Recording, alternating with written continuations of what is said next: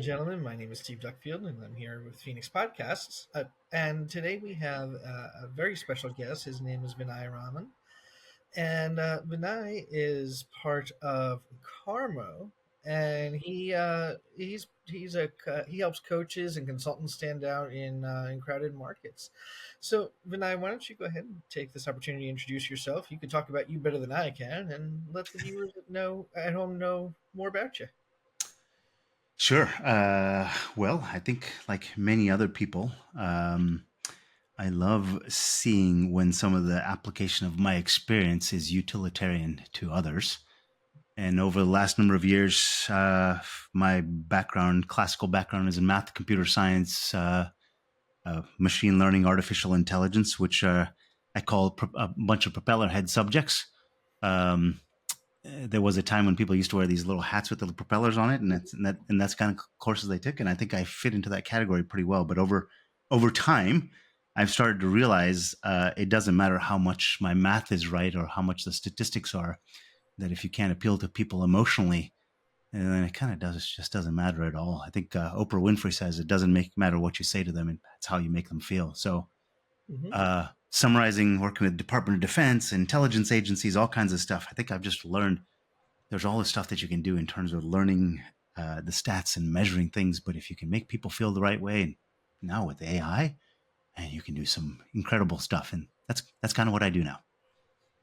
Absolutely, and you're right. And most people do things based off of emotion, not necessarily what you present to them. It's how they feel about what you present to them. So yeah, 100%. I'm Yeah, on board with that. agreed. Um, so I was also told that you have a podcast, Business Blind Spots. Can you talk a little bit about that? Yeah, Business Blind Spots podcast was this idea that uh, the analogy I'll make right here is, look, I'm looking at the screen right now, and I think I know what's behind me because there's a camera. Hmm. But the fact of the matter is that in everyday life, whether it's personal or professional, we can't really see what we can't see that's behind us because our eyes are facing forward. So, Business Blind Spots, the podcast was all about this idea of what's sort of in your rear view mirror that you can't see by yourself.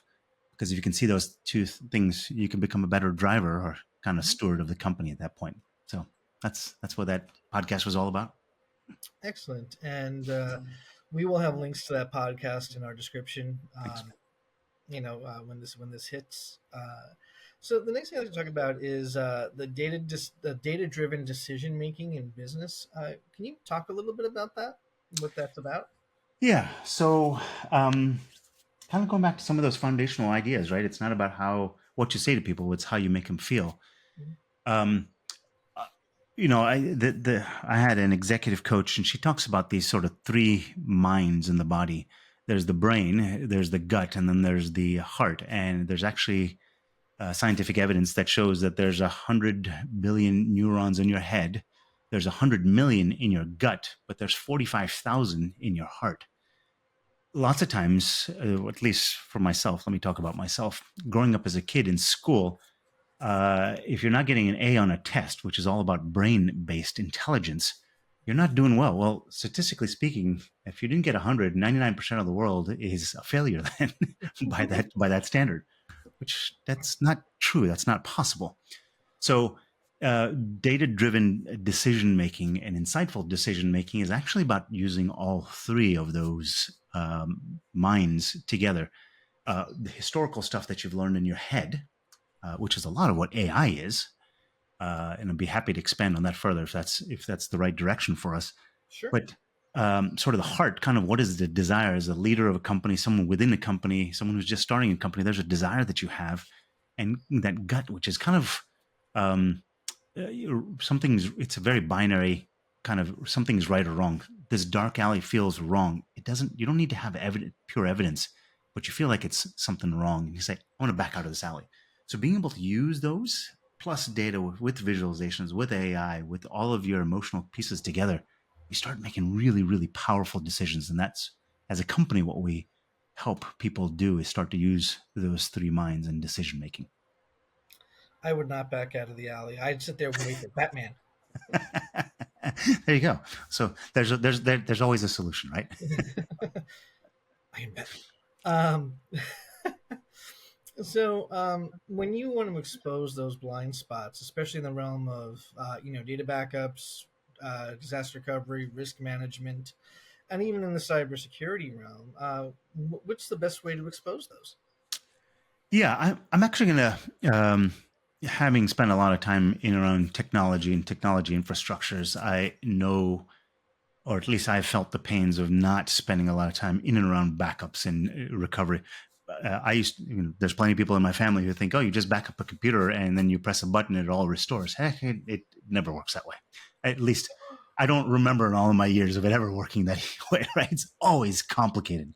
So planning and putting strategy around it is always complicated, takes time and effort to do, right? Where there's expertise in that field. Um, I think of it like this. This sounds like an analogous term. When you get to a crisis event in your family, there's two things that you're worried about. Number one is the finances, and also about the emotional load. My son breaks his arm, is in the hospital. I feel pretty bad about that situation. The last thing I want to be worried about is also, do I have the finances to do it? If I'm running a business, so the analogy here is, if I'm running a business, I don't want to be running through my day where I get to a point where I have somebody hack into my network, because that happens these days a lot. Uh, I don't want to be worrying about whether I'm able to service my customers from the financial point of view, but also, do I actually have the ability to actually get back on my feet? Um, and I think that's kind of the piece that was trying to kind of intriguing when you and I first talked about this idea, is if when people do backups for you and run all those backup and restore scenarios and test all those scenarios, it's just a peace of mind. I think Mhm. that's really what it comes down to. I don't have to worry about it. I can just focus on what I'm good at. Does that kind of answer that question a bit? It does, and you're right. I think peace of mind is something that's very important to any business owner because you are faced with, as a business owner, it doesn't matter what business you're in, you're faced with hundreds of decisions a day. And the last decision you want to have to be making is, how am I going to keep my data safe? That should be something that's being handled for you. Yeah. It should be something that you should know about 100%. There should be reports sent out to you and stuff like that. But letting someone else handle that for you, is something that gives you that peace of mind. I think, that's something that we definitely offer our customers, is peace of mind, knowing that, hey, look, if something goes down, Phoenix Backups has our back, and they'll help us get back up as quickly as possible. Um, and a lot of people, even from my experience, is they create a backup and disaster recovery plan once. They never test it, or they haven't tested it in years. They have checked off a box, and it didn't go according to plan when it That's happened. that's like writing your will once in your life and never revisiting it again, right? Exactly. Your life is going to change. Yeah. So, I mean, I have mentioned this a couple times throughout a couple of episodes, but there was a company called Unisuper, which in June of 2024, the year we're in now, they had their entire infrastructure hosted by Google, and somebody at Google panicked and hit the panic button, wiped out the entire infrastructure, and they were using a backup plan that they developed 5 6 years ago, and it took them over a week to get back up. Ouch. Where, yeah, billions with a B lost in money, but to the point where, is if they had something that was more up to date and they had a better plan, they could have been back up in a day or so, maybe two. Yeah. Wow. It's a shame that those kind of things happen, but they do, and you gotta. Mhm. That's why you have insurance too, right? I mean, backups are like an insurance. Yes, 100%. And people tend to view them like that too, that they don't want to have to deal with them until something happens. Yeah. And in my experience, like I said, I've talked to a lot of business owners, um, and a lot of them have the mindset of, it's not ever going to happen to me until it does. And then it's Yeah. kind of like bringing your car to the mechanic and telling him to fix the engine after the check engine lights on, the oil lights in the red. You've drained all the oil. You got no gas left in the car. The battery's dead, and you want the mechanic to fix it. Well, good luck with that. Yeah. So, That's right. Yeah. It's a topic that I think is not talked about often enough. It is. I mean, it's your plan B, and you always need a plan B. So I'd like to discuss, and from your point of view, how organizations can use the type of data that you provide to improve their disaster recovery procedures, drawing parallels, in your work with at Carmo, in building data-driven cultures. Let's see. I think there's a couple of things that I would think about, I mean, I'm going to start to talk a little bit about AI here because I think AI is a hot topic. Everyone wants to kind of know what sort of applications, and that's kind of where I spend a lot of time anyway. Um, but in trying to understand what is critical infrastructure for your organization, and I think this is probably where you've got more understanding or deeper understanding than I do because this is the space that you play in. But I had a neighbor for a long time who had a backup generator. I started to ask him about the backup generator. He had a pretty good sized house, and I said, "Wow, that's pretty amazing that the generator powers the whole house." He said, "No, it's not the whole house." It's like, "Well, what do you mean?" He said, "No, we started to figure out what are the critical of elements that we can't live without, and we wanted to make sure that there's 100% availability for those elements, such as like a deep freezer, because he used to do a lot of hunting. He used to have a lot of stuff that he would spend time putting things into the deep freezer that he didn't want to lose its temperature. He had some sensitive computer equipment, electronic equipment, plus a refrigerator. And we were in a hot place. So being able to run an HVAC system when it was really hot outside and when it's 95 degrees outside, an HVAC system can buy kind of, some people might actually consider that a necessity. Hmm. And he said, "Well, if my yeah, that's right. So if his kids weren't able to get on their iPad and because the internet wasn't working, okay, I feel bad, but that's not as big a problem as me being sitting in 95-degree weather inside of my house." And I think that's part of what it is. There's a possibility now to identify what is most critical to your infrastructure, what is sort of most critical, sort of second most criticality, and kind of being able to build that hierarchical plan, what is important. I think this is where AI can potentially help you, right? Being able to synthesize all the data that you're working with, maybe all the different systems that you're working with.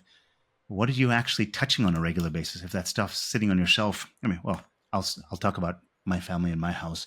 There's stuff that's been mail that's probably been sitting on our mail counter that probably should have been cleaned off 6 months ago, but we're like, oh, we'll come back to it. Well, if it's been sitting there for 6 months, it's probably not that important, Right. right? Just your Uh, bills. It's fine. yeah, that's right. That's right. Well, until they come start knocking on the door, it's not important. Right.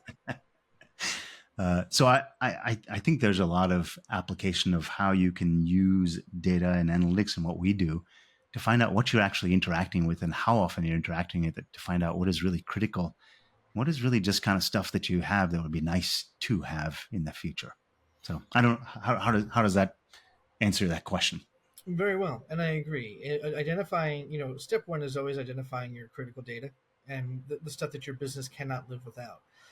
The problem is that a lot of companies, a lot of business owners who are not in the tech world, they don't quite understand exactly what their critical data is. And you know, if you were a company of 1 to 5 employees and you told me your customer data is your most important data, I would agree with you.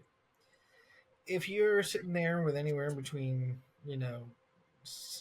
10 to hundreds of employees, the answer to your question is not your customer data. The answer to that is your employee data, because you need to remember what everyone else is going to needs to be paid at the end of the week, or end of 2 weeks and whatnot. And there's no way you're keeping all that in your head. And then you get people, I've had people say that, that's true, but all our payroll stuff is done in the cloud. Great. Let me ask you a question. If unless you're using the same password for everything, I use 1 2 3 4 5. It's the same combination on my luggage. Um, he gets the reference. Um, what you call it? Then you're not going to be able to find. If you don't remember the password to get into your your payroll system, and if you have a payroll team that does it for you, you're not the person writing out the checks or anything like that or processing payroll. You've got an accounting department. Well, what if they don't remember the password? If they keep it in a password manager, they can't get to the password manager. Well, then people ain't getting paid. So there's just so much that people think that the lifeblood of their business is their customers, and I don't want to say that they're wrong in that. I just think it's a combination of the customers and the people that are helping you to run your business, meaning your employees. And because the employees do have to come first, because again, if the only reason you have them is because you can't do it all by yourself, or if you did, you'd be up 24 hours and you'd probably be starting to make lots of mistakes after a day or so. Those people need to be paid because they're not going to listen to, they have bills they have to pay at the end of the month, unlike Vinay, because he just has them stacked on this counter. Um, and they need to, they need to have that ability to live their lives. So So yeah, why don't we call that the President Scroob data management policy, data management policy or whatever? Because isn't that who from Spaceballs who had the 1 2 3 4 5 6 yes, on his luggage? yes, yes, um, Ding, check mark for Vinay there. yes. Actually, it's completely off topic, but there's so many people I talk to and they don't get that reference. Yeah. But 1 2 3 4 5 6. That's right. Where do going back to your expertise in business development with the finding those blind spots and everything, what do you think are the biggest challenges for businesses in lead generation and client acquisition? Yeah. I think, well, I'll talk about sort of personal pains. Uh, for a long time, I used to work as a management consultant in the technology space. And there were, gosh, technology consultants in the technology space are a dime a dozen. Um, and many of them say, hey, I do everything under the sun. Well, having expertise in systems integration is different than technology or infrastructure development or architecture development. They're all different. So I think the biggest problems, I think there's three big problems that I see that people have on a regular basis. And number one of those problems is differentiation in the market. They say I'm all things to all people, which means all people don't understand what you do for them. Um, so that's number one. So getting laser focused and being able to find that laser focus, and if it's appropriate, there's some tools that will free tools that we provide that help people do that. Number two is this idea of consistent generation. Lots of times when I was a management consultant, I would do lots of networking events, which is good, but gosh, it takes a lot of time to do that, and you end up kissing a lot of frogs along the way. So how do you do consistent lead generation? By creating content and creating information that is targeted to the people who need to hear what you say. A person who's a leadership coach, for example, or a business coach, says, "I do." Let's talk about backups, right? If you say, "I do backups for everyone," everyone's going to say, "Okay, that's great." But if you say, "I do backups for medical clinics that have between 250 and 500 employees that have multiple locations in the same geographic area or in the Hmm. same state," well, they go, "Oh, well, that should make the hairs on the back of their neck stand up," because they're like, "Well, that's exactly my problem. I need to call and talk to you." Right? So client consistent lead generation. The last one is acquisition of those clients, bringing them actually on board. Hmm. So being able to walk them through a journey where they can understand how to make it easy to understand and use what your expertise and what your coaching consulting is. I think those are the three biggest problems that I've seen for people is that differentiation in the market, consistent lead generation, and number three is being able to do that what I'll call an automated autopilot onboarding process, client acquisition. That's great. You just taught me something, and something that I might be using is walking them through that journey and what it looks like. I don't do, my company does not do the automated onboarding. Mhm. And the only reason why we don't, and there's nothing wrong with automated onboarding, Yeah. is that we really like to be able to do it with that white glove touch. We want to be able to really drill down to what they need and make sure that there is that personable element Mhm. involved, Yeah. so that when and I think that helps foster trust, and on top of that, I think it also helps foster that peace of mind feeling. Like, okay, I got a chance to explain my business to this company that's handling my data. They know what we need to do.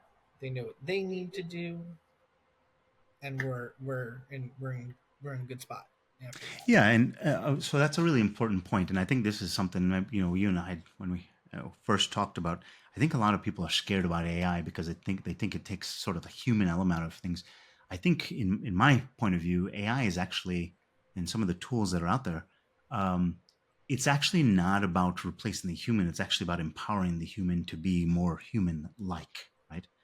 Mhm. Um, if I had to go and do a research paper 25 years ago, I had to go to the library and sit there and pull out 45 books and flip through pages to get all the information. And now, instead of taking 2 or 3 weeks to compile all that information through 45 books, I go to Chat GPT or somewhere else, whatever AI system you're using. There's Mhm. thousands of them out there, and it pulls it all together for me in about 45 seconds. Now I Mhm. can spend the time being more human, synthesizing that information and delivering it in the form of a report. So I agree 100%. That custom touch is the bee's knees, right? That Mhm. is that is that is the trick, and that's what people want, right? People want to be buy from humans, not computers. So, Absolutely. And I had talked with another guest about this not that long ago. We were talking about how those AI chatbots, you know, getting can be very helpful or they can be extremely annoying um, to your end user. And so, like as an example, and this gentleman really hit the nail on the head where he said, well, AI could be really great for the sales questions, gathering information from a customer or something like that. Perfect. But I don't want to be talking to an AI when I'm going to be going to trying to report a problem. hmm. You know. Yeah, so and that's actually where, as a company, we've got a patent pending patent out there around this idea of integration, emotional intelligence and business intelligence together, right? So AI is about the data; it's about all the historical stuff that's happened. And a challenge is a lot of people are using AI, just saying, "Hey, we've sucked in 450,000 customer interactions with customer service. Let's put the AI to do it." But the AI still doesn't feel the person on the other side. That's what you want, right? That's what everybody wants, is a warm body on the other side. And people try to get the AI to say, based on past experience, this is how you respond to the future. Well, if you go ask any financial advisor and say, "Hey, look, I just saw Google's been going up. I would like to invest money," and they're going to say, wait, hold on a second. Past performance does not, predicate what future results are going to be. And too many people are using AI for that purpose. They're saying, "Oh, whatever else has happened in the past, all the all the historical things that have happened, right? We want to replicate that again." That's basically what Mhm. AI is doing, and that's where it kind of falls down, is because they're not looking at the holistic human side of what AI should be doing. Absolutely. And I think AI is a great tool for doing the data gathering to getting all the information that you need to make a decision. But I would not let the AI make that decision. No, absolutely not. I mean, even as a business intelligence company, um, we don't. We actually tell people we're not going to give you the answers. What we actually do is we get AI to help us figure out what is the right question to ask. Hmm. It's the human who has to answer the question, and usually that question is an emotionally driven response. Whether people like to believe it or not, we're 66% of our brain mass is dedicated to emotion, and only 33% is dedicated to logic. So we are emotional creatures, and people try to make it logical every time. Logic is highly personal. Yeah, and you know, um, I think AI also has a lot of other benefits. I think that AI, automation, and which is something I really want to get into with you, business automation and stuff like that. I think AI has great promise for that, great potential for that, and whatnot. But I think the biggest thing with AI, and I talked about this with another guest too, and I'd love to hear your take on it, is always have that human double checking the AI and just making sure letting the human review everything that the AI is outputting to you before taking action.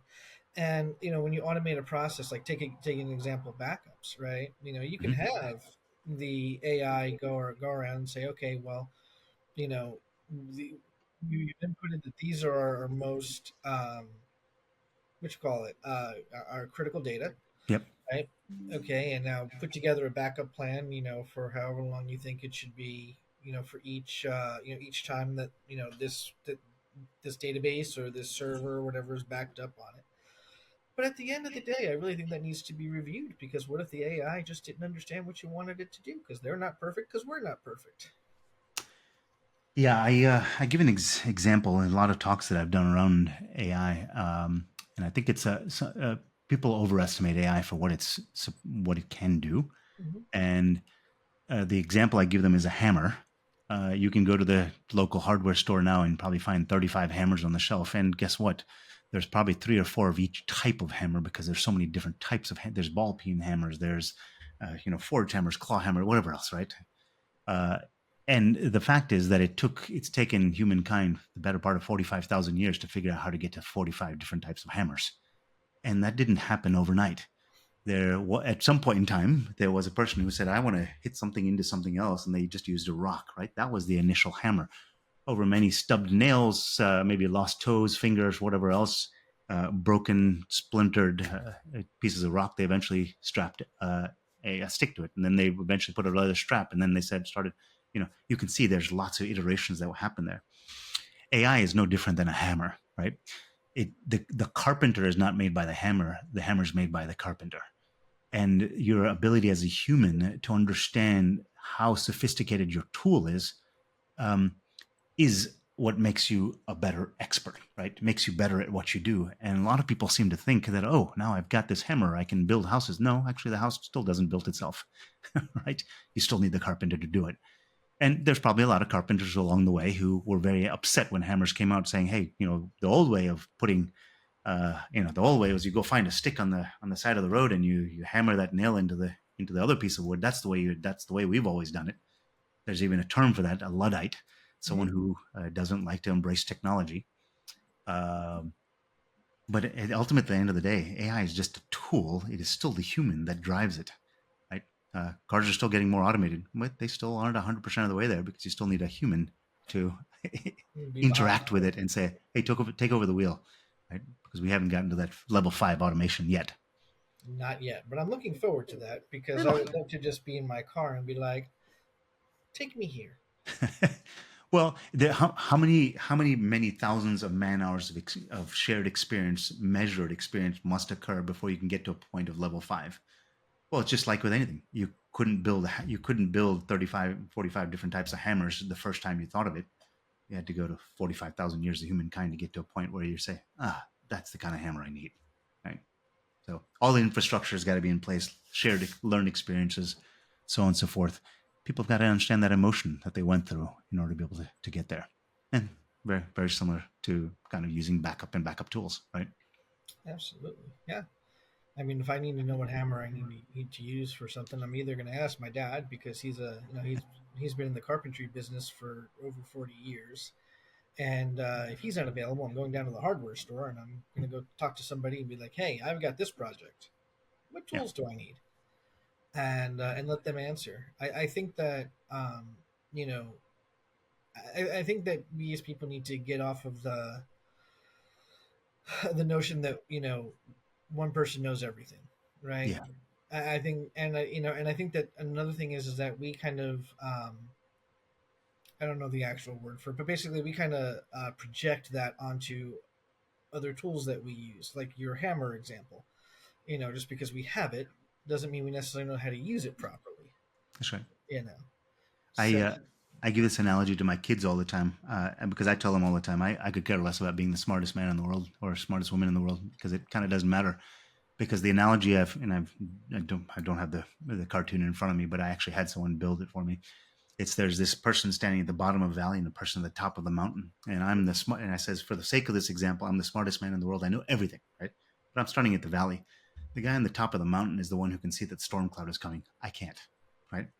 So AI is just so what that means. What the article or the cartoon says is perspective matters more than intelligence, Hmm. and that's what AI has, all the intelligence in the world, because it can amass all of that, can pull it all together, but it still doesn't have the right perspective.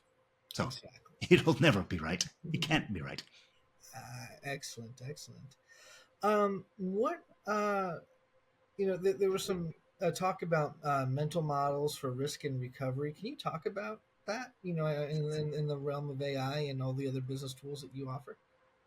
Yeah. So ultimately, there was this thing, a tool that someone taught me about once long ago called the 7 Whys.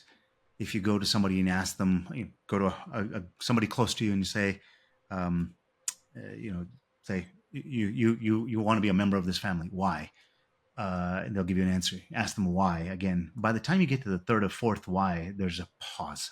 Almost inevitably, there's a pause, and the reason why is because at some point in time, the mental model no longer doesn't go that deep, right? Hmm. It starts to become an emotional model. Why do I say this? Is because whenever we start thinking about risk or risk aversion or structures that we've put in place in our business and how we behave, the mental model only goes so deep. It only goes 3 or 4 layers out of 7 layers deep. And if we can start to understand sort of the emotional constructs below everything, it makes a much more, first of all, endearing model and endearing solution to somebody. As in, let's take a backups, because I think that's a very relevant topic here, right? If we talk to someone and say, "Hey, I don't need backups," why? Because look, my business runs completely in the cloud. Why? Because I don't want to have to worry about backups. Someone else worries about the backups. Why? Because it's just kind of a pain in the backside to worry about backups all the time. I want someone else to do it. Why? And that's when that might be when that person stops and they go, well, I mean, and I don't really know how to do backups. I mean, you just press a button, and I don't like taking I don't like taking the time. Why? Because it's so, as you get deeper and deeper there, you finally find out, but there might be a little bit of shame there. I don't know how to do backups, so I don't want to admit it. So I'm just putting my guard up. And I think that's part of what in what we do as a company, and that kind of gets to the heart of why someone may not move forward with using a backup solution, even though it's probably the best thing in the world for them, because there's a deeply held belief or emotion inside that leads them to believe, I don't really need that. Really? So Are you it's sure? okay for you not to have service for a week? Well, no. Well, then connect the dots for me. I'm not I'm not making the connection. And so that's what we do as a company is we help understand those deep-seated emotions within leaders of a team. So one of the things that we do is a business effectiveness assessment, diagnostic. That diagnostic takes 3 minutes per person. So you could get a whole senior leadership team. Each one of those people, you get an emotional, we call it an empathy map, an empathy graph that shows you how that person believes that company is operating. And you would believe, and every one of those teams seems to believe that they're 100% aligned like this. Actually, they're probably more like this, right? Where there's a lot of misalignment. And when you can start to understand why those misalignments occur, uh, two things happen. Number one, they start to see and become aware of it, and they start to go, "Huh, that's curious. I want to find out more, and how do I change that?" And number two, you can find out how to have a conversation with them that leads to a better outcome for all. Which in most cases ends up being a sale because they see what your solution is and how you can use it to their benefit from an emotional, but also from a data. So that's why we integrate that emotional and business intelligence together. So it makes data sense, it makes emotional sense. If you get those things together, risks I start used to to melt have away. a boss Mhm. that would, his famous line was, okay, walk me through this. That was his famous line. Walk me through this. Walk me through what this looks like. Mhm. And yeah, and I think that kind of goes right along with what you're saying. Is, when you drill down to what it is, and when the dots are not connecting, walk me through your thought process because I'm lost. Provide me a map or a GPS, and maybe I can catch up to you. Yeah, absolutely. I mean, it's a great way. And one of the things I do is I mean, so it's in a boss kind of role. I can see how that would work. Sometimes, if it's a colleague, a peer, another alternative way is, let me repeat back to you what I just heard. Right. So um, that could be the walk me through that. I mean, I could do that with my kids. I may not be able to do that to someone who's superior to me, depending on the relationship, right? But so it depends on the situation. But reflecting back to people saying, "So let me tell you what I just heard," and them saying, "No, no, no, that's not what I said." And I was like, well, "Great, well, help me shore the gap there and help me understand what I'm not understanding." It makes a great way to get people in alignment there and emotionally aligned too, right? That's the beautiful thing about it. Yeah, I've actually used the line on some of my bosses, Oh, after that job, and it's really it's I think it's really about how you approach using that line, and the the tone you strike with it.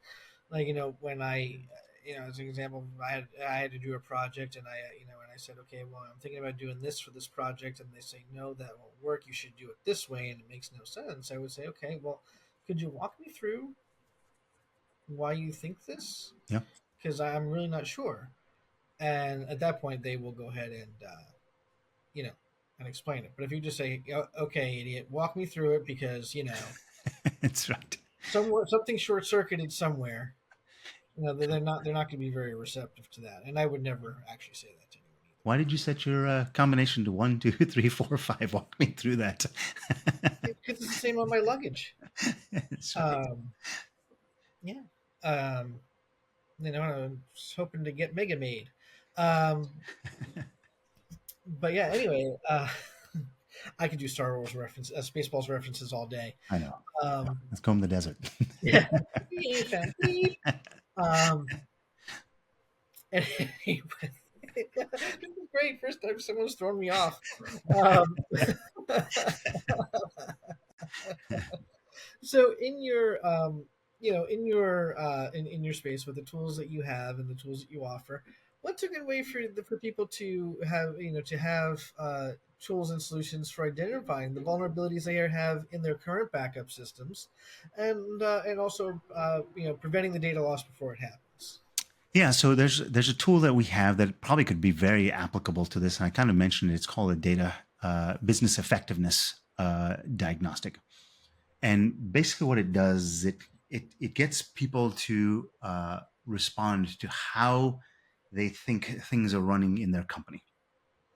And the funny thing is that while they seem simplistic questions, our company has got revenue strength or consistent revenue generation. Our clients, we have great client retention. Our employees love coming to work every day. Simplistic questions like that. The way people get to respond to it, you start to see an emotional map of how they're thinking about it. The beautiful thing about that is with something like what you do around backups and the solutions and the restores that come along with that, and the whole solution set, you can start to assuage some of those fears that come out of people in answering those questions. As in, if everyone says, look, our finances are not very strong, if that's what we start to find everybody in the organization saying is our finances are not very strong, what then the next question is, what about the finances are not strong? Well, I don't know that we've got great visibility into our finances. Okay, how are we storing all of that information? Where are we storing that information? Are we storing it in a place where we can get access to it, and we have high confidence in the integrity of what we're storing there? No. Well, should we put a backup plan in place so that in case there is, or maybe revisit that architecture to make sure that it is always? So whether it's about client acquisition and the client retention, or it's about what their sales efforts are, it gives you a kind of a solution map, an empathy map for how they can understand where they have a problem and how they can apply specific services to solve those problems. That would probably be the first thing.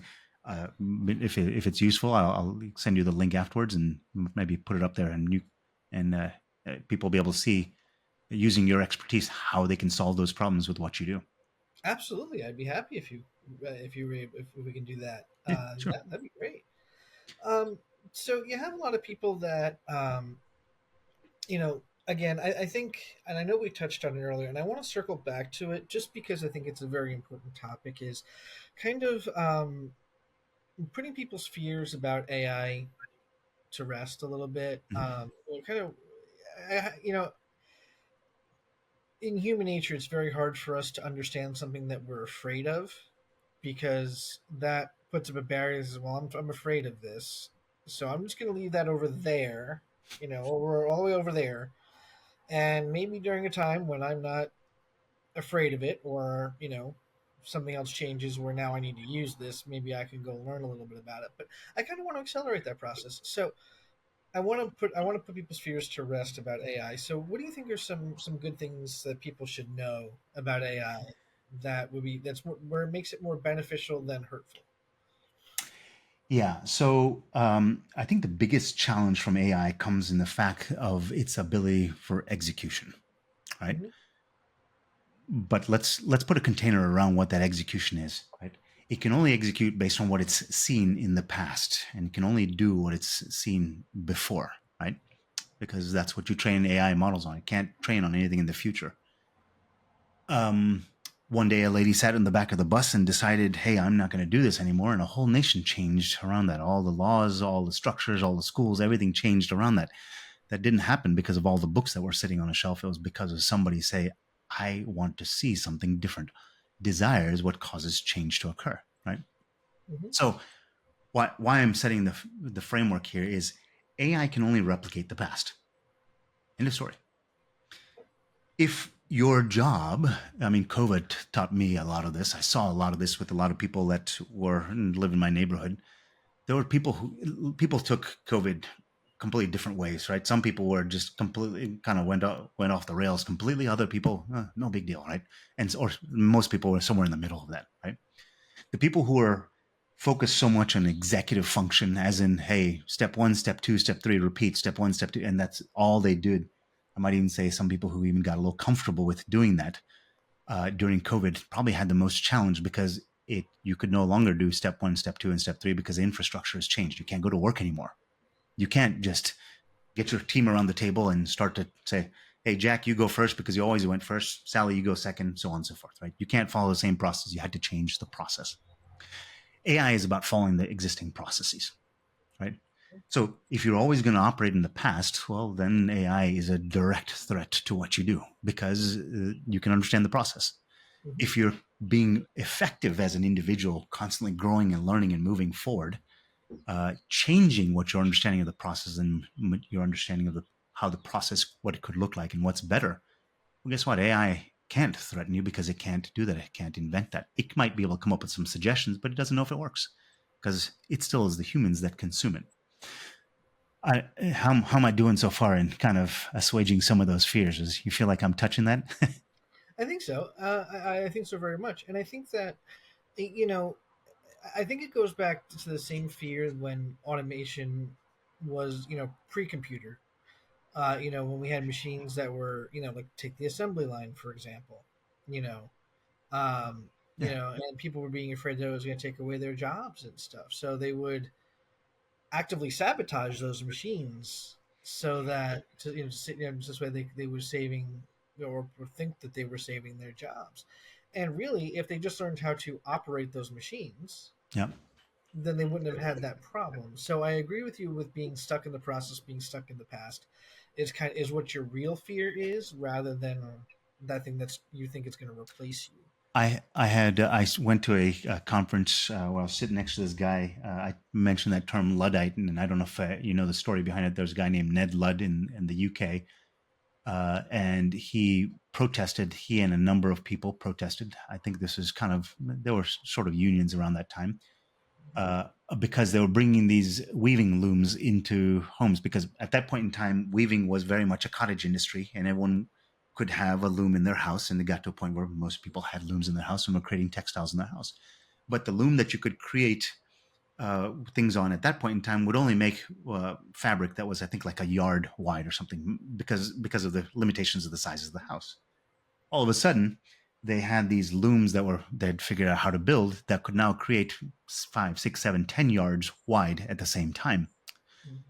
Well, of course, all the people who were sitting in those houses didn't like that because, well, hold on a second, you can create 10 yards at a time. It uh, kind of makes them obsolete at that point because you can make 10 times as much with one operator. And all of them started to revolt and destroying all the machines and all the factories and things like that.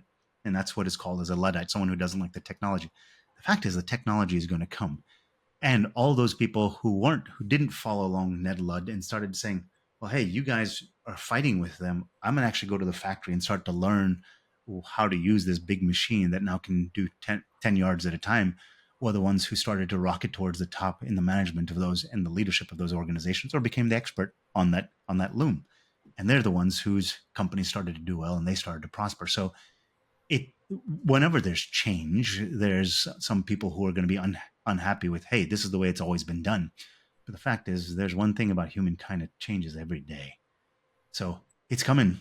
It's whether you want to embrace it or not. You can choose not to, but technology is still going to be there. Yeah, So exactly. You could shake a stick at it, but that steamroller ain't going away.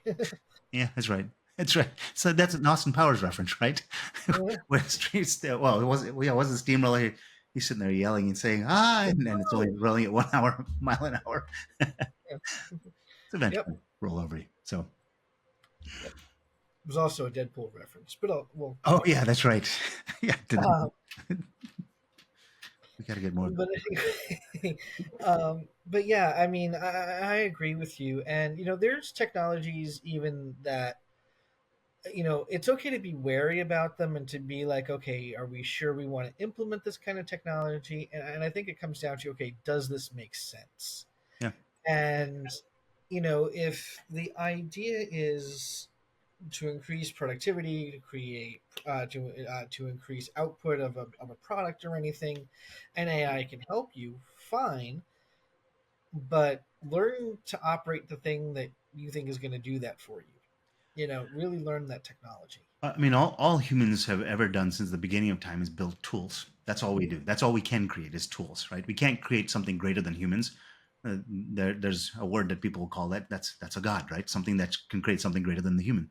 So let's assume for a moment that I don't think it's within the realm of human capacity to create something better than ourselves. All we do is create tools, which have some dimension of what we are. So if you think about it that way, every tool that we've ever created as humans is all about just advancing the speed of human value creation. Right? That's all. So if you look at AI from that point of view, well, then you can start to say, all right, well, so this is the new type of hammer, right? So how do I become a better carpenter now that I've got this hammer that helps me put 6 nails in a minute versus just 1 nail a minute? What can I do with that now? That's the future. Not saying, hey, we should always do 1 nail a minute because that's the way it's always been done. Yeah, that's a true statement, but that's I the end of agree the with that. statement. My only thing about it is, humans being able to create something better than humans is now we have genetic engineering. Uh, Although I guess you can argue that that's a tool as well. Yeah, we Uh, still we still haven't figured out how to create a human. Once a human dies, you can't bring him back to life yet, right? We still so there's while science is continuing to discover new frontiers, it still is not. I mean, even when you give people medications, all right, mhm. nanotherapies, proton therapies, and things like that, they're side effects because we don't know how to holistically change things. Just point solutions, right?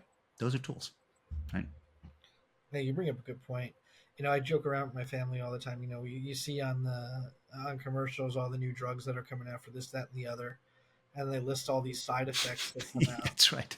And it's like, and I would always joke around, side effects include death. If you die, stop taking this. That's right. Or if death occurs, stop taking this product and see That's your right. doctor. Um, Yeah. yeah, so I 100% agree with you on that. I'd like to give you the floor. We have about 10 minutes left. I'd like to give you the floor to really discuss anything else that might be on your mind as far as in the topics we've discussed, or anything else you might want to touch on, or if anything else that you think that the folks at home or who are listening to this podcast might need to know. Yeah, I mean, just kind of synthesizing between what it is that what your expertise and your zone of sort of genius is, and kind of where I like to operate. I think the thing that comes to mind to me as the synthesis between the two is just this idea that um, running through your daily lives as a business leader, kind of unchecked, saying, "Hey, I've got everything under control." Well, I mean, sure, it's nice to have that confidence, but their things are constantly changing as well, right? Hmm.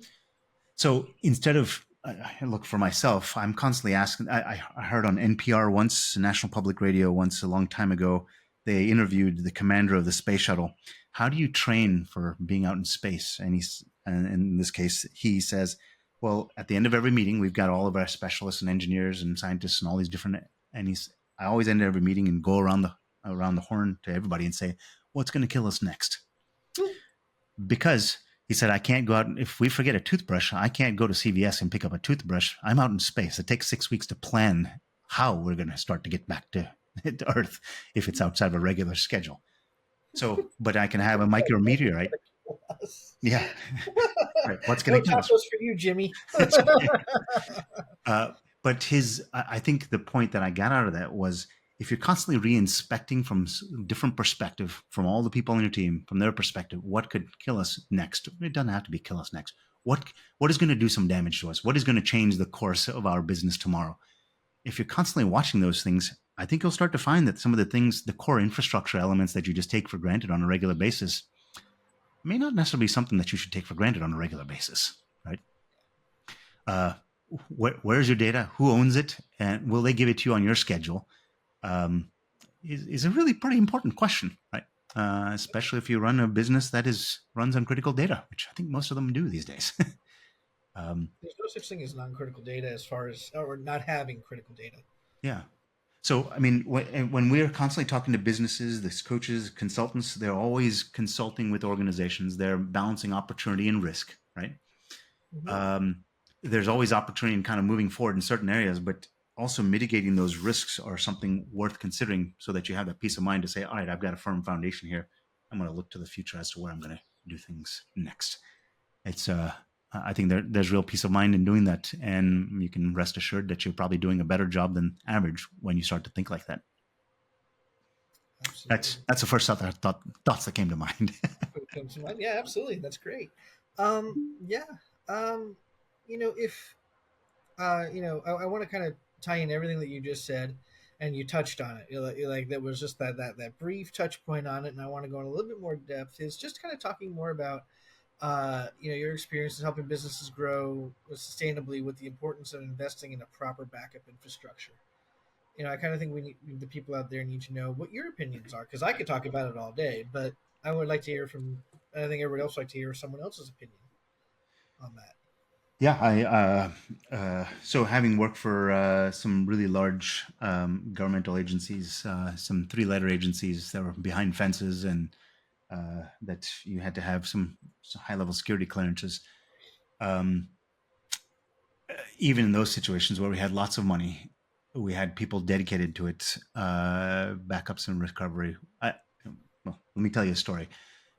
One night I had a pager. This is way back when they had pagers. I had a pager because I was on call and I was called back in to restore a machine because it had failed. This is back when multiprocessing was just kind of coming into the forefront, not mainframes, but small PC kind of boxes that could do it. So this had a number of processors and boards and all that kind of stuff. So I was called in to come and replace this. What I didn't know is that while I'm doing this, I'm going to have a two-star general looking over my shoulder the whole time, asking me, "Is it fixed yet? Is it fixed yet?" Because I got people at that point in time in Bosnia Herzegovina. We're in the middle of a war, and so you can see I'm kind of dating myself a little bit here. But they were in the middle of a war, and they couldn't get communications through because they couldn't get that machine back up and running. It took me the better part of 4.5 hours before some of those warfighters could get their information back up online and start transmitting to each other. Now, I got to tell you, that's probably might be a little bit more mission critical in terms of significance compared to maybe maybe another type of business. But the point still remains the same. It probably physically hurt a number of people for not having that information for a long time. And Yeah. that's when we thought we had it all together. And I just happened to have a two-star general breathing, Air Force two-star general breathing down my neck the whole time, saying which didn't make it go any faster. But just having that plan in place, where I could have said, "Oh yeah, just click these three buttons and it'll work," and not having to go in at 2:30 in the morning on a Saturday to go. I mean, it's wonderful to have that, so that that's not something that keeps you up at night. Absolutely. Yeah. I would have told that general, "We're sorry, your war is currently on hold as we are." We'll be back after these messages. Yeah. Um, yeah. I don't work. I never liked having, and then most people don't like having people breathing down their necks when they're trying to get something done. Yeah. And I would have been like, we could spend all this time with you being, breathing down my throat, or you can back up and let me do my job, and I'll get you back online, and you can do your job. How does that sound? I mean, I say it much more respectfully, but that's generally the message. I mean, look, we all have. I mean, I think most states require that you have car insurance. I mean, yeah, you have the car insurance. I mean, but you still don't. You still don't go drive recklessly because there's a lot at stake, probably in your car. So why wouldn't you take the time to do that for your business? Protect the occupants of your business, Absolutely. right? Yeah, you can have all the business insurance in the world, but if you're out for a week, does it really matter? No, no. I mean, there's people out there that have business. There's business continuity insurance where they still get revenue, but the premiums on those things are ridiculous. Yeah, Uh, and your customers don't care if you're getting business continuity insurance monies, right? Yeah. They yeah, just want you're their messed up. they want their service, their widget, whatever it is, right? Yeah, absolutely. So, Will and I want to take this time to thank you so very much for taking the time to be on the podcast today. And it's been a lot of fun. I've learned a lot. I'm pretty sure that the folks at home have learned a lot Good, as well. good. And I'd like to keep this conversation going. I'd like to be able to bring you back as a guest in the future and talk more about a lot of some of this stuff and revisit, see what's changed, and go from there. Yeah, I appreciate the opportunity to have a chat. Thank you. Absolutely. Yeah, no problem. And folks, if anybody wants to contact Vinay, all of his information will be in the description of the podcast. So feel free to drop him a line. I'm sure he'd love to hear from you. And we look forward to having you as guests next time. All right. Until then, till next week, you guys all have a good rest of your week. Be safe, be well. And we are done.